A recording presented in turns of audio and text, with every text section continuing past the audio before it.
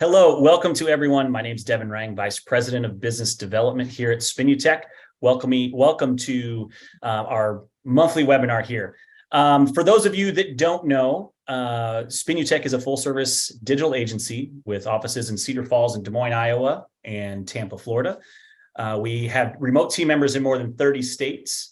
Our crew of more than 170 team members helps build unique customer experiences to grow traffic, convert leads, and track their entire marketing funnel in one spot. So whether you're a current partner of ours or this is our first interaction, we look forward to sharing some high-level content with you today and look forward to continuing the conversation after today's session. So now that we've got a little bit of the housekeeping stuff out of the way, let's dive right in. Today, we turn our attention to those cold contacts collecting dust in your database. Pretty much every business understands the importance of lead generation, but not all of them understand that lead generation is only half the battle. You've got to convert your contacts into customers, and that can sometimes be the most difficult bridge to cross. But it doesn't have to be, especially when you've got a tool like marketing automation. And today, we're going to dive in exactly how that works. So in a moment, I'm going to turn the reins over to two wonderful, brilliant individuals. First up is Izzy Hendricks. She is our Director of Marketing Automation. And my favorite name in the entire company, Ekaterina Kapatides, one of our marketing automation strategists. Little bit of just X's and O's here. You'll notice the chat function is disabled for today, but we do have a Q&A feature. So as the ladies are presenting their content, if you do think of any questions, feel free to drop those in there. We will be monitoring that, and we'll dive into those as we get through the bulk of the content. So I will get out of the way and turn it over here. Ladies, Izzy, why don't you go ahead and take us away? Will do. Thanks, Devin. Hi, everyone. So we're going to dive right in and show you a framework to build a strategy for your automated campaigns to help take those current lists of cold contacts and get them moving towards customers. So, when it comes to creating a strategic marketing automation campaign, the key is really keeping data front and center when you're planning. You likely already have data on your contacts in your list. So start by understanding what data you currently have at your disposal. Now, this data and information on your contacts can come from a number of sources.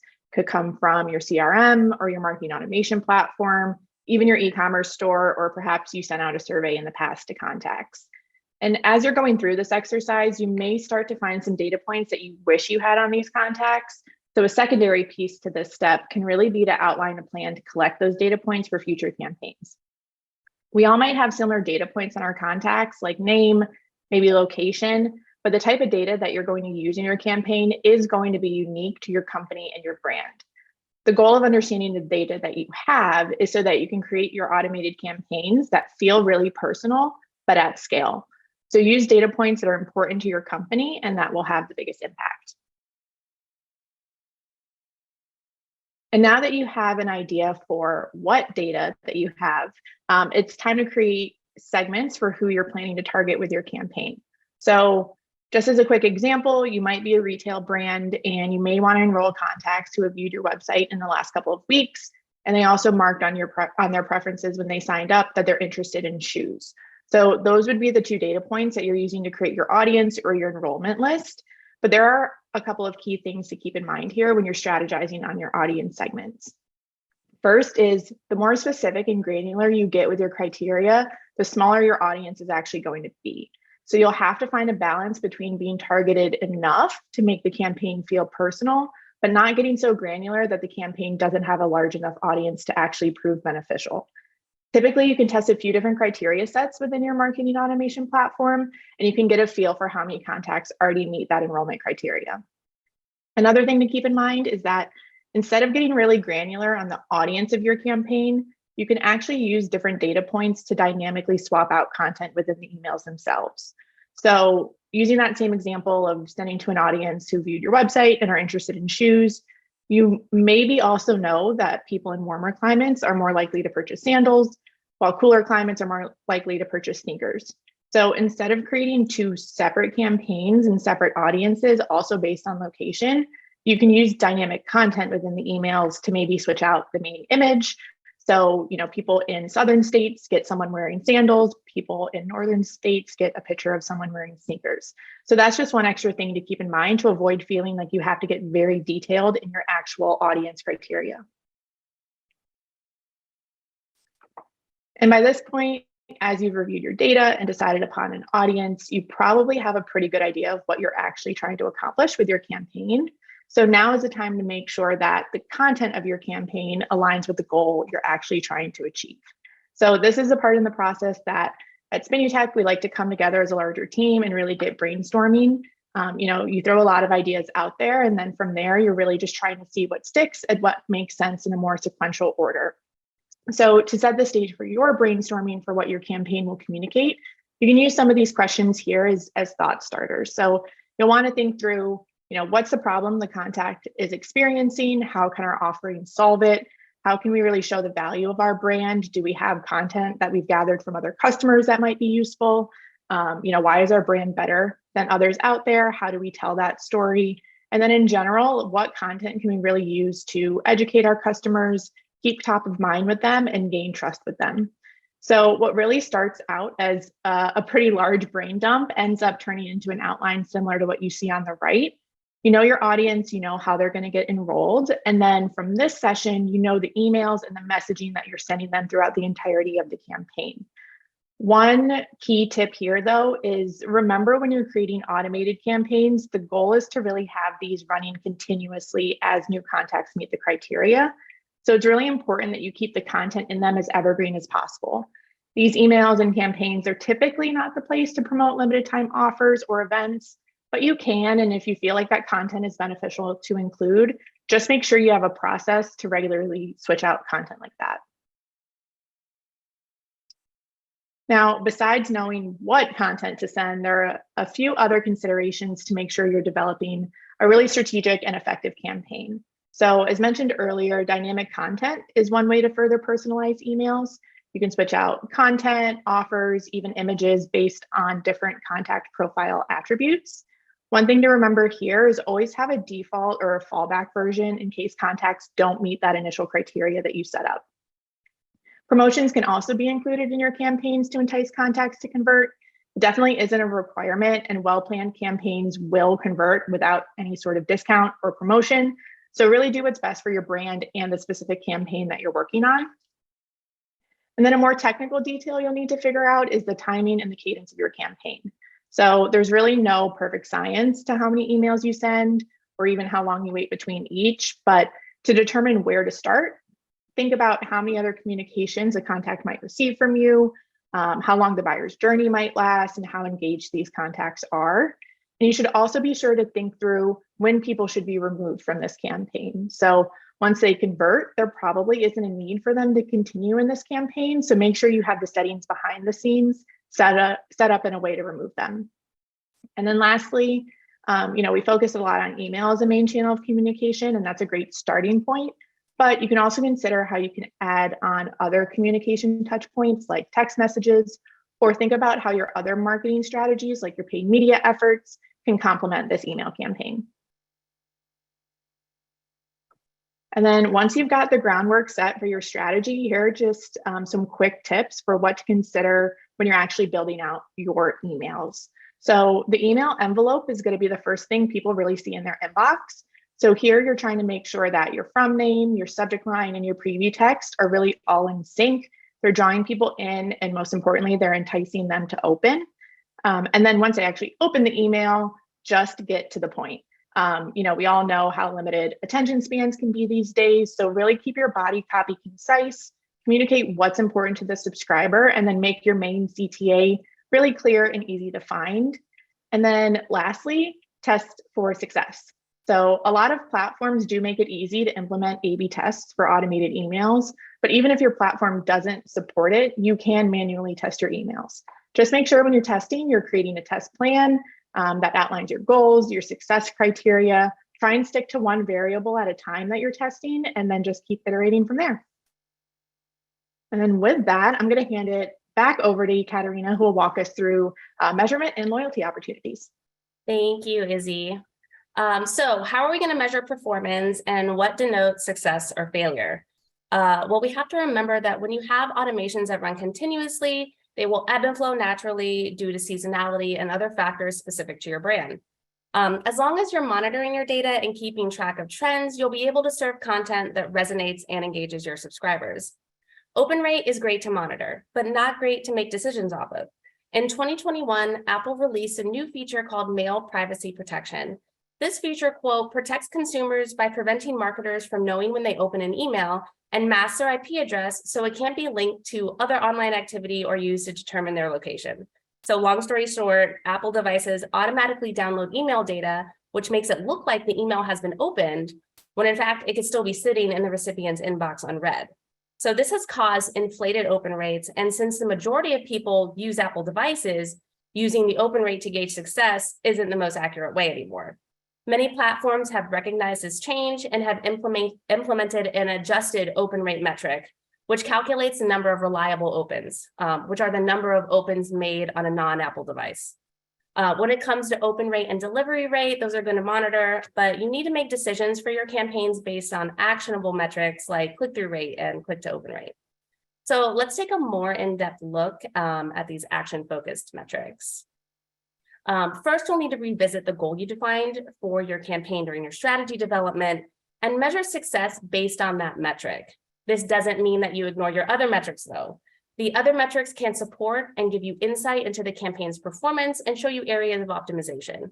If your goal is to get more sales, you'll want to look at your overall conversion rate and also which links within the email generated the most conversions. This will help you to see where subscribers are the most engaged within the email so you can optimize your campaigns moving forward. If your goal is to get more clicks, so of course you'd look at your click-through rate, but also your click-to-open rate will give you an idea of how many openers have engaged the email. Next, you could review your top click links. Where are your engaged subscribers clicking? Was it the main offer that received the most clicks or a secondary offer?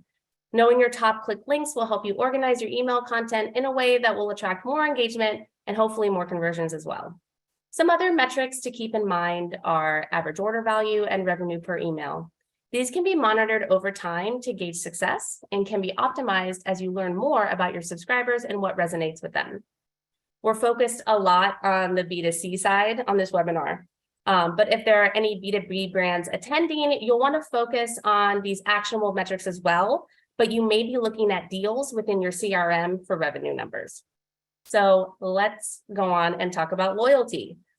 So getting that first conversion from a contact is a huge win. And even better, now you have the opportunity to continue to nurture those customers and give them a reason to come back, purchase again, and become an advocate for your brand. Much like our initial nurture campaigns we discussed earlier, we'll need to nurture these customers to grow them into advocates. Now we have new data points like purchase history, products purchased, and AOV to create a strategy for our post-purchase campaigns. We need to think about what the customer needs now that they have your product or have subscribed to your service. Some thought starters to begin brainstorming your strategy for customers could be educating your customers on how to use your product or solution. If your product needs to be repurchased, how are you reminding your customers of that? And are your customers able to sign up for a subscription service? Offering other products and services that your brand provides. And finally, do you need to generate product reviews or testimonials? Some campaigns to focus on to cultivate loyalty are onboarding, high-value customer campaigns, cross-selling or upselling, review generation, repurchase reminders, and anniversary/birthday promotions. You can use an onboarding series to educate your customers on how to use and make the most out of your product, but you can also teach them other important details depending on your brand. For example, if you're a fashion brand, you can show your customers different ways to sell your products they bought. Or if you sell home improvement products, you could educate your customers on different DIY projects that feature your products. High-value customer campaigns are meant for your high-spending, most frequent customers. These campaigns can have a promotion as a thank you, or they could be a special sneak peek at your latest product offering before it's released to the public. The purpose of these campaigns is to nurture those high-spending customers so that they continue to come back, make purchases, and refer your brand to others. For cross-selling and upselling campaigns, you can offer your customers other products based on their past purchases. Many automation platforms now offer AI and dynamic capabilities so that you can create cross and upselling blocks within your emails. The platform's AI will dynamically populate the blocks for each customer based on their purchase data, which saves you time when creating your campaigns and allows you to optimize your emails to each customer.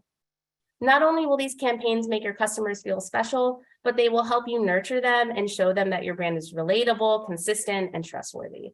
You'll manage and measure these campaigns in a similar way as your pre-customer campaigns, all of which will work together to keep your contacts and customers engaged, and more importantly, converting. So now I'll hand it back over to Izzy to discuss the big picture and the full marketing automation experience. Yeah, thanks, ECAT. So, we've been focused a lot today on how to make one campaign come to life, but let's just zoom out for a moment and show you what a full marketing automation strategy can look like. So, when we're in the weeds with one campaign, it can be hard to see how that interacts with the full customer journey.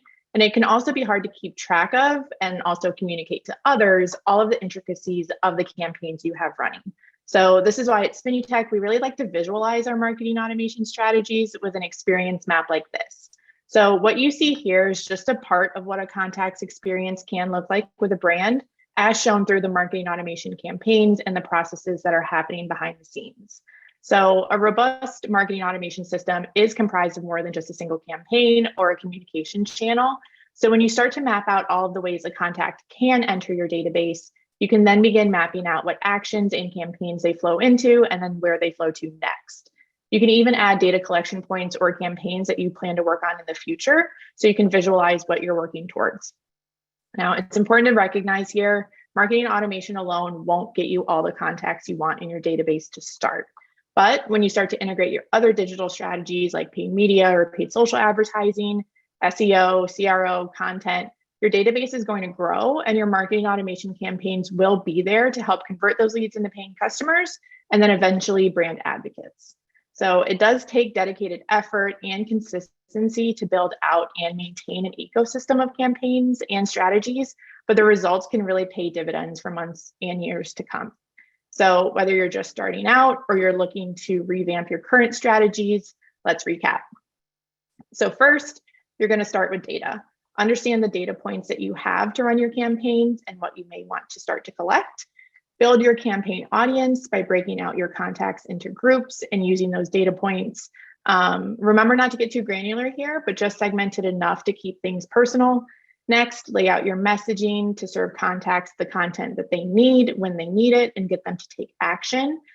And then there are a lot of technical components to automated campaigns, so just be sure you're thinking through suppression criteria, cadence, and any further personalization. And once a campaign is launched, keep track of your data over time, test and optimize those campaigns to make them the best that they can be. And then lastly, don't just stop at one or two campaigns. Really keep building on what you have and work to connect your other digital strategies.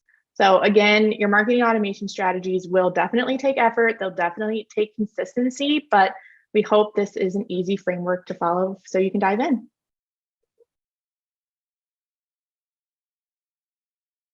Fantastic. As always, ladies, thank you so much for the content.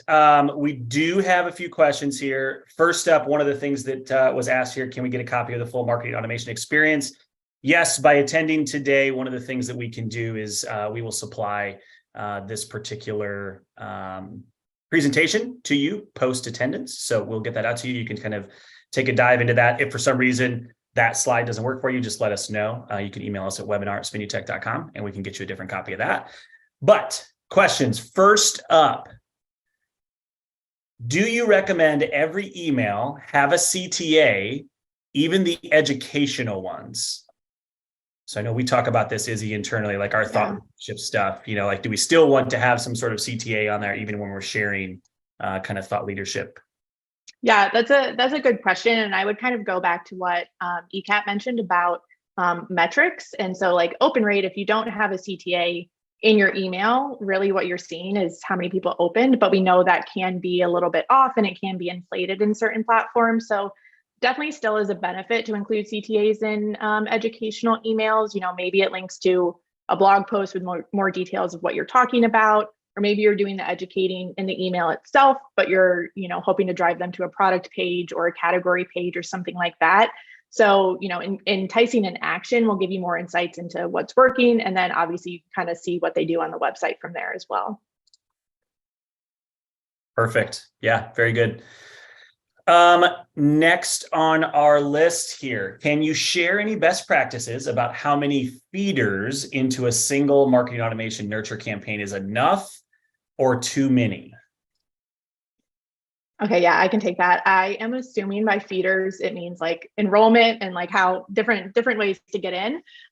So honestly, I think you kind of have to figure out what works for your brand and what campaign you're developing. So, I mean, for Spinutech, for example, we have multiple different touch points on the website to where someone can enter just from gated content alone. So, that could be anywhere from 1 to 2 pieces of gated content to 10 to 15, but they all could enter the same campaign.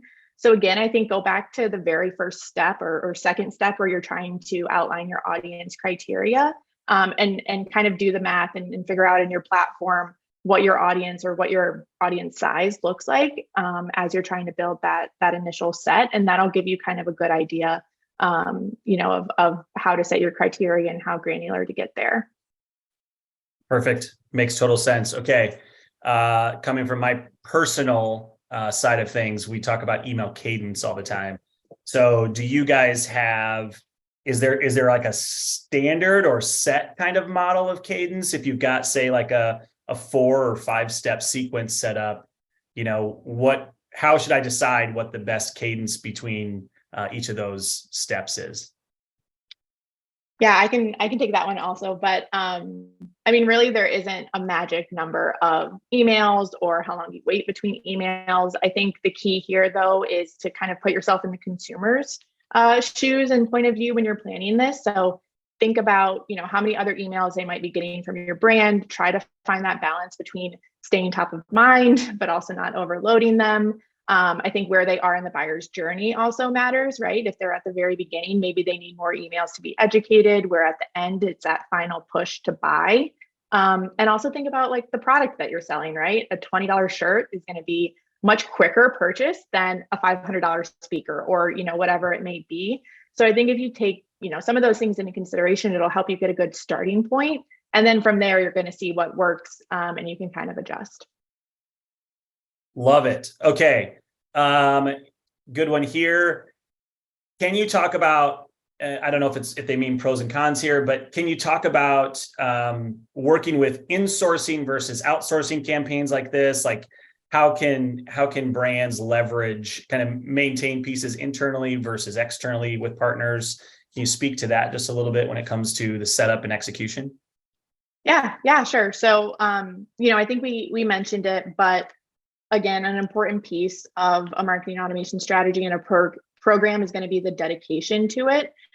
So with insourcing, I would say it will take a dedicated resource, probably multiple team members to actually focus their efforts on marketing automation. So I think we can sometimes see in-house resources that have split responsibilities across different tactics or disciplines. Which is definitely okay, of course, but again, consider how kind of consistently those resources can be dedicated and actually work on your marketing automation program. From an agency perspective, I mean, I'll speak from a Spinutech perspective, but I think an agency will help ensure that there is that consistency and dedication and that your marketing automation program is always being worked on. And then especially if you have an agency that's managing other channels like your paid media, or whatever it may be, if they're also managing your marketing automation campaigns, then they're going to make sure everything is in sync. So again, just kind of thinking about the way we do things at Spinutech, the team members that we have on our marketing automation team, they're going to be experts in just that. They're not necessarily generalists. So you're also going to make sure that the people that are managing your program are bringing the best ideas and new trends to the table and make sure that your campaigns are successful, in addition to being integrated with that larger digital strategy. Perfect. What a wonderful answer. Thank you, ladies. Okay, that's the end of the questions that I have here. So let's wrap this thing up for everybody. So I want to start this entire piece by saying thank you, obviously, to Izzy and ECAT. I want to say thank you to everybody who joined us today. A reminder here, our next webinar is coming up at the end of April. And as always, we've got a star-studded lineup set for this one. We've seen a lot of disruptions to the paid media funnel in recent months, from the death of third-party cookies to the emergence of new ad formats. So we'll be sharing how you can turn those disruptions into competitive advantages. As a result of attending today's webinar, we'll email you directly with an invitation to next month, so don't worry about that. But in the meantime, if you have any questions that hit you tomorrow or the next day about any of the content we covered today on the marketing automation side, feel free to shoot those over to us at webinar@spinutech.com. I think that's it. Ladies, thank you again. I very much appreciate it. The attendees, thank you so much. We look forward to continuing the conversation at a later date. But other than that, that is it. Thank you all. Have a great rest of the week, and we will talk to you all soon.